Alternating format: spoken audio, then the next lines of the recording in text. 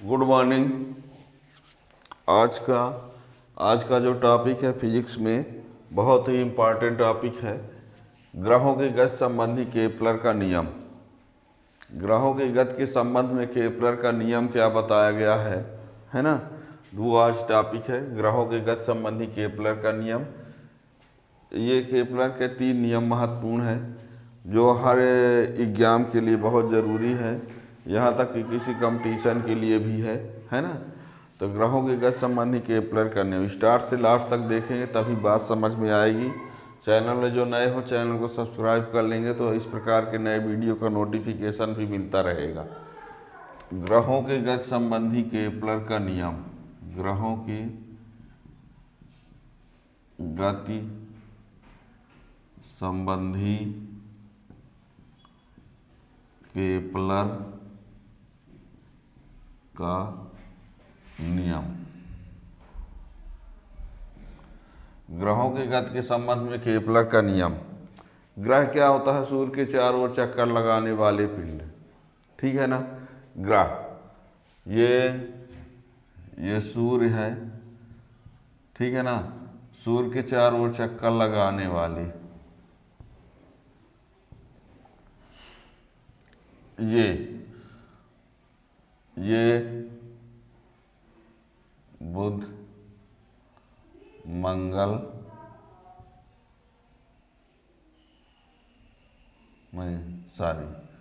बुध, शुक्र, पृथ्वी, बुध, शुक्र, पृथ्वी, मंगल,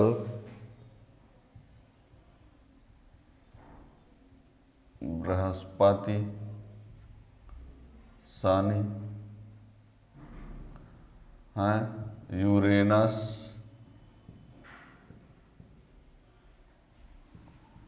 एक और भी है नेपच्यून, एक और था प्लूटो। कितने? 9। बुध, शुक्र, पृथ्वी, मंगल, बृहस्पति, सन, यूरेनस, नेपच्यून और प्लूटो। लेकिन ये इनमें से 24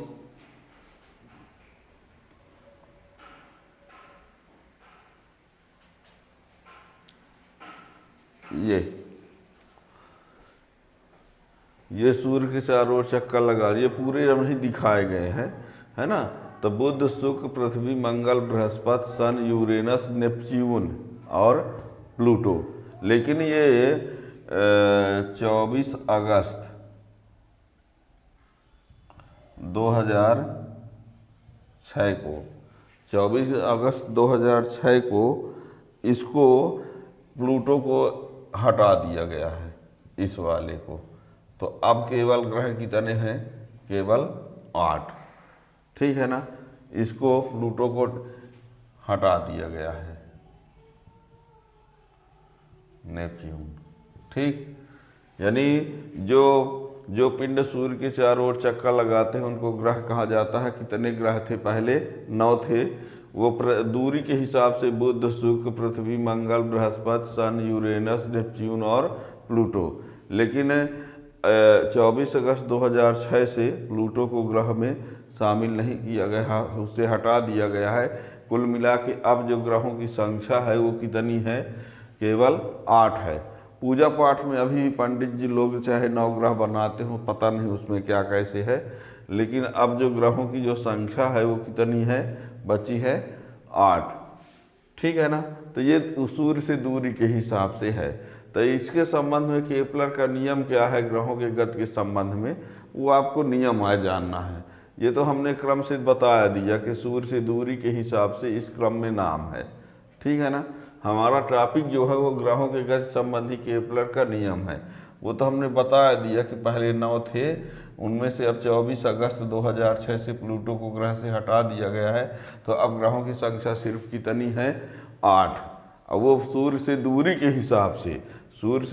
हिसाब से कितने कौन है? बुध, शुक्र, पृथ्वी, मंगल, बृहस्पति, सन, यूरेनस और नेपच्यून। और इनके संबंध में केपलर के 3 नियम हैं, उसको आपको जानना है, ठीक है ना।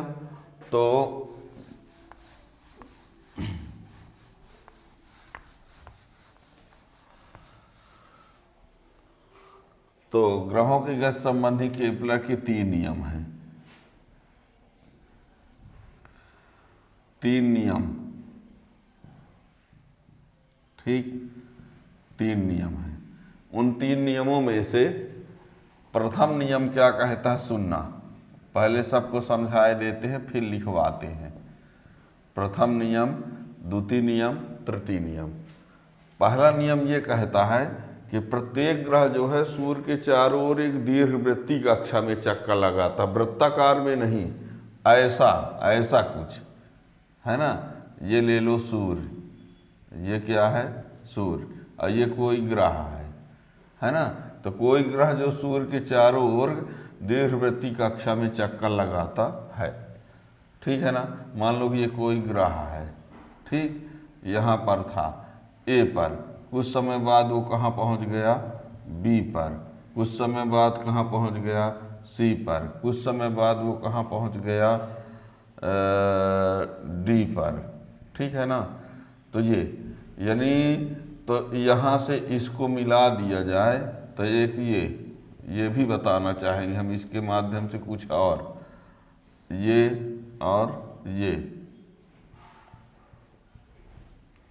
इसके माध्यम से कुछ हम और बताना चाहेंगे। देखिएगा, ये प्रत्येक ग्रह जो होता है सूर्य के चारों ओर एक दीर्घवृत्तीय कक्षा में चक्कर लगाता है, वृत्ताकार में नहीं। प्रत्येक ग्रह सूर्य के चारों ओर एक दीर्घवृत्तीय कक्षा में चक्कर लगाता है, इसे कक्षों का नियम भी कहा जाता है। प्रत्येक ग्रह सूर्य के चारों ओर एक दीर्घवृत्तीय कक्षा में चक्कर लगाता है और सूर्य उसके फोकस पर स्थित होता है, और इस नियम को कक्षों का नियम भी कहा जाता है, ठीक है ना। प्रत्येक ग्रह, चाहे वो बुध हो, शुक्र हो, पृथ्वी, मंगल, बृहस्पति, सन, अरुण, वरुण, यूरेनस, नेपच्यून जो भी है ना, तो वो सब किससे लगाते हैं चक्कर, दीर्घवृत्ताकार कक्षा में, वृत्ताकार में नहीं, इस प्रकार कक्षा में, ठीक है ना। और जो सूर्य होता है वो फोकस पर स्थित होता है, और इस प्रथम नियम को कक्षों का नियम भी कहा जाता है, कक्षों का नियम कहा जाता है। दूसरा नियम ये कहता है कि ग्रह और सूर्य को मिलाने वाली रेखा समान समय अंतराल में, ग्रह और सूर्य को मिलाने वाली रेखा समान समय अंतराल में समान क्षेत्रफल तय करती है। यानी जैसे मान लीजिए ग्रह यहाँ है, अब मान लो ये 5 मिनट में या 5 सेकंड में यहाँ पहुँच गया, एग्जाम्पल की बात है, 5 सेकंड में ये यहाँ आ गया, तो ये एक क्षेत्रफल बना, ठीक है। फिर मान लो किसी टाइम पर यहाँ था, तो ये 5 सेकंड में यहाँ पहुँचा, है ना, यहाँ से यहाँ, तो ये क्षेत्रफल बना। तो दूसरा नियम ये कहता है कि ये वाला क्षेत्रफल और ये वाला क्षेत्रफल बराबर होगा, ठीक है ना। ये वाला क्षेत्रफल और ये वाला क्षेत्रफल क्या होगा, बराबर होगा। तो यानी दूसरा नियम क्या कहा कि ग्रह और सूर्य को मिलाने वाली रेखा, जैसे ग्रह ये है और ये सूर्य, तो ये रेखा मिला दिए, कुछ समय बाद यहाँ पहुँच गया तो इसको मिला दिए, 5 सेकंड में मान लो, तो ये एक क्षेत्रफल बना। और ऐसे ही किसी और 5 सेकंड में वो यहाँ से यहाँ तक आया तो ये क्षेत्रफल बना था। तो केपलर का दूसरा नियम कहता है कि ये वाला क्षेत्रफल और ये वाला क्षेत्रफल बराबर होगा, ये टाइम समान है तो, यानी यहाँ से यहाँ तक आने में टाइम कितना लगा है, 5 सेकंड, और यहाँ से यहाँ तक आने का टाइम कितना है, 5 सेकंड। तो ये वाला क्षेत्रफल और ये वाला क्षेत्रफल क्या होगा, बराबर होगा, ठीक है। इससे एक बात की जानकारी होती है कि यदि ग्रह ज़्यादा दूरी पर है तो उसकी स्पीड जो है वो कम है, तभी ना वो यहाँ से यहाँ तक दूरी तय की है, ये कम होगी और ये क्या है, ज़्यादा है। तो क्या है कि जब ये दूर पर था तो उसकी स्पीड क्या थी, कम थी, तो 5 सेकंड में कम दूरी तय किया है। और जो नज़दीक है तो ये थोड़ा ज़्यादा दूरी तय किया है, ठीक है ना। यानी ये हो पता चलता है इससे। यानी सेकंड नियम ये कहता है कि ग्रह और सूर्य को मिलाने वाली रेखा समान समय अंतराल में समान क्षेत्रफल तय करता है। अर्थात ग्रहों की जो क्षेत्रीय चाल होती है वह नियत होती है। इसे क्षेत्रफल का नियम भी कहते हैं। ऐसे एक बात की जानकारी होती है कि यदि ग्रह सूर्य से ज़्यादा दूरी पर है तो उसकी चाल जो है वो कम होगी, और यदि ग्रह सूर्य से नज़दीक है तो उसकी चाल थोड़ी ज़्यादा होगी। ठीक है ना। तो ये दूसरा नियम है। पहला नियम क्या बताया हमने, प्रत्येक ग्रह सूर्य के चारों ओर एक दीर्घवृत्तीय कक्षा में चक्कर लगाता है। सूर्य उसके फोकस पर स्थित होता है। इसे कक्षों का नियम कहते हैं। दूसरा क्या कहा हमने, ग्रह और सूर्य को मिलाने वाली रेखा समान समय अंतराल में समान क्षेत्रफल तय करता है। अर्थात ग्रहों की क्षेत्रीय चाल नियत रहती है। इसे क्षेत्रफलों का नियम कहते हैं। इससे ये पता चलता है कि यदि ग्रह सूर्य से ज़्यादा दूरी पर है तो उसकी चाल जो है कम होगी, और यदि ग्रह सूर्य के कुछ नज़दीक है तो उसकी चाल अधिक होगी। अब तीसरा नियम ये है कि किसी ग्रह के परिक्रमण काल का वर्ग, किसी ग्रह के परिक्रमण काल का वर्ग उसकी कक्षा की माध्य त्रिज्या के घन के अनुक्रमानुपाती होता है। यदि हम परिक्रमण काल को टी लिख लें और त्रिज्या को आर लिख लें तो t square proportional r cube. तीसरा, और क्षेत्रफल वाले में ए एस बी का क्षेत्रफल, दूसरे में ए एस बी का क्षेत्रफल और सी एस डी का क्षेत्रफल बराबर होता दूसरा वाले में। और इसमें तीसरा है कि किसी ग्रह के परिक्रमण काल, एक चक्कर लगाने में लगा टाइम का वर्ग, और ये त्रिज्या यहाँ से यहाँ तक, यहाँ से यहाँ तक सब अलग अलग हैं तो माध्य त्रिज्या बोल दीजिए। तो किसी ग्रह के परिक्रमण काल का वर्ग उसके कक्षा की माध्य त्रिज्या के घन के अनुक्रमानुपाती होता है। इसे परिक्रमण आवर्त काल का नियम कहते हैं। क्या कहते हैं? आवर्त काल का नियम कहते हैं। इससे ये पता चलता है कि जो ग्रह दूर होता है तो उसका परिक्रमण काल कम होता है, और जो ग्रह पास में होता है उसका परिक्रमण काल कम होता है, और जो ग्रह दूर होता है उसका परिक्रमण काल ज़्यादा होता है। ठीक है ना। तो ये 3 नियम हैं। तो इसमें देखिए लिखते हैं, प्रथम नियम,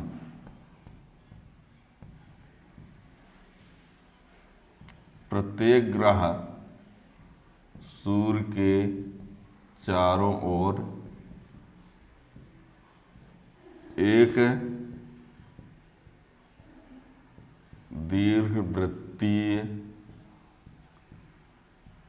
कक्षा में चक्कर लगाता है। प्रत्येक ग्रह सूर्य के चारों ओर एक दीर्घवृत्तीय कक्षा में चक्कर लगाता है तथा सूर्य उसके फोकस पर स्थित होता है। इसे कक्षों का नियम भी कहते हैं। यह है पहला नियम, प्रत्येक ग्रह सूर्य के चारों ओर एक दीर्घवृत्तीय कक्षा में चक्कर लगाता है तथा सूर्य उसके फोकस पर स्थित होता है। इसे कक्षों का नियम भी कहते हैं। अब द्वितीय नियम,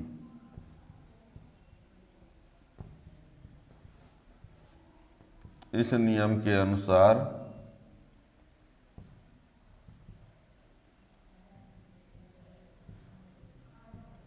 ग्रह और सूर्य को मिलाने वाली रेखा, ग्रह और सूर्य को मिलाने वाली रेखा समान समय अंतराल में, इस नियम के अनुसार ग्रह और सूर्य को मिलाने वाली रेखा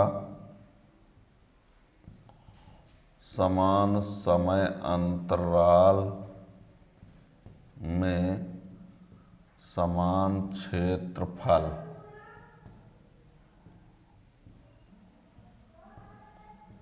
तय करती है। ठीक। इस नियम के अनुसार ग्रह और सूर्य को मिलाने वाली रेखा समान समय अंतराल में समान क्षेत्रफल तय करती है। अर्थात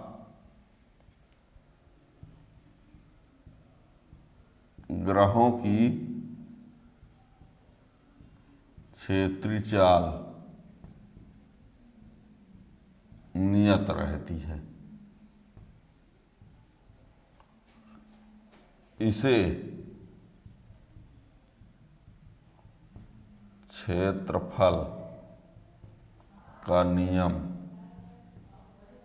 भी कहते हैं।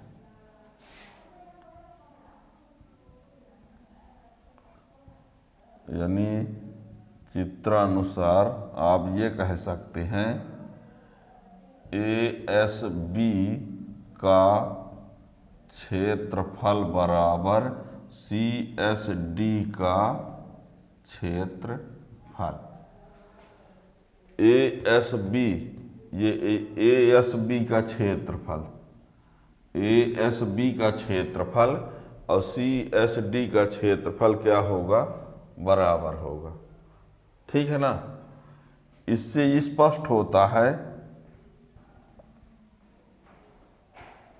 स्पष्ट होता है कि जो ग्रह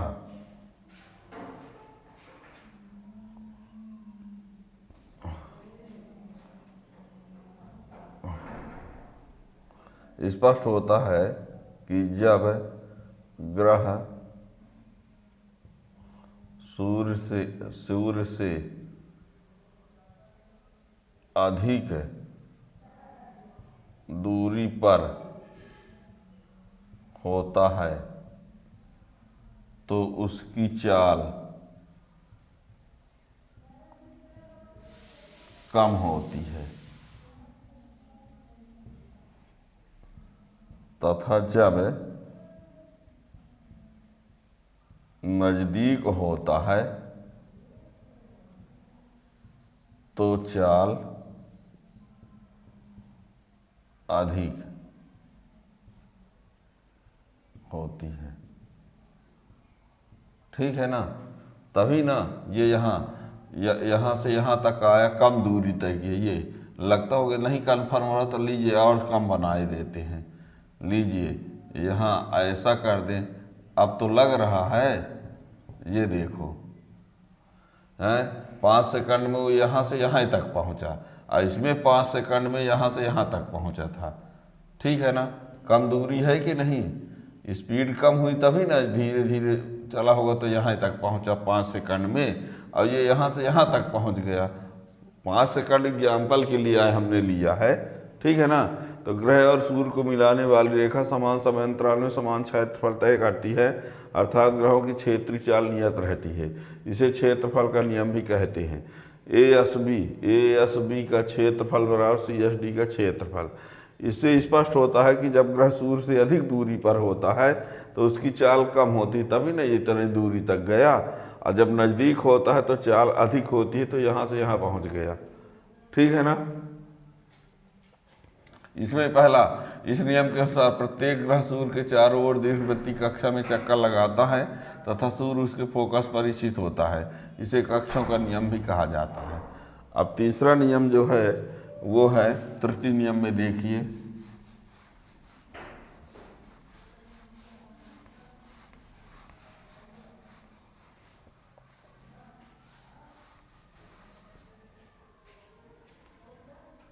ये तृतीय नियम।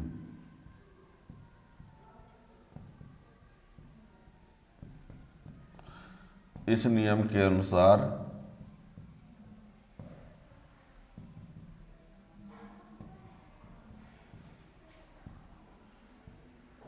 किसी ग्रह के परिक्रमण काल का वर्ग उसके कक्षा के माध्य त्रिज्या के घन के अनुक्रमानुपाती होता है, अनुक्रमानुपाती होता है। इस नियम के अनुसार किसी ग्रह के परिक्रमण काल का वर्ग उसके कक्षा के माध्य त्रिज्या के घन के अनुक्रमानुपाती होता है। इसे परिभ्रमण काल का नियम भी कहते हैं।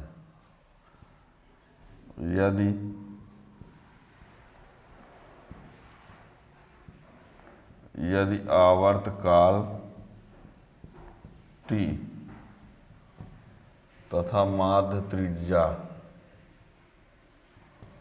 r है तो t square proportional r cubed या t स्क्वायर इक्वल टू के r क्यूब्ड। ठीक है ना। इससे यह स्पष्ट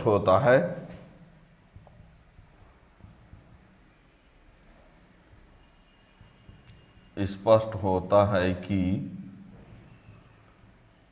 जो ग्रह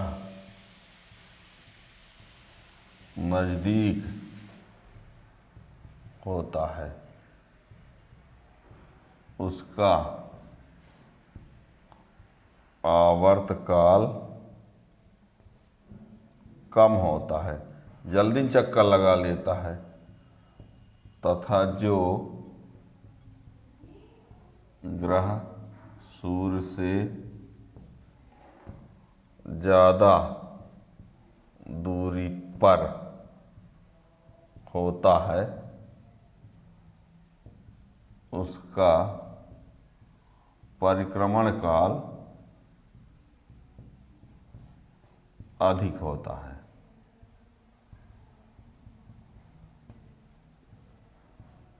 ठीक है ना।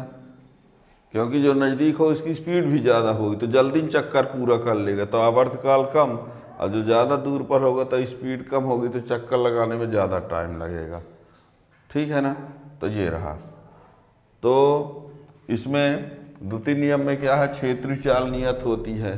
द्वितीय में जो कहा है कि क्षेत्रीय चाल नियत होती है, क्षेत्रीय चाल नियत द्वितीय वाले नियम में यानी आपने ये तृतीय नियम है ना। यदि द्वितीय नियम की बात करें शार्ट में गणितीय रूप में यदि कहा जाए तो प्रथम नियम के लिए तो नहीं है, द्वितीय नियम में ये आया है कि क्षेत्रीय चाल नियत रहती है, यानी dA/dt बराबर नियतांक, ये द्वितीय का है। और तृतीय वाले का ये है कि t square equal to KR cubed, है ना।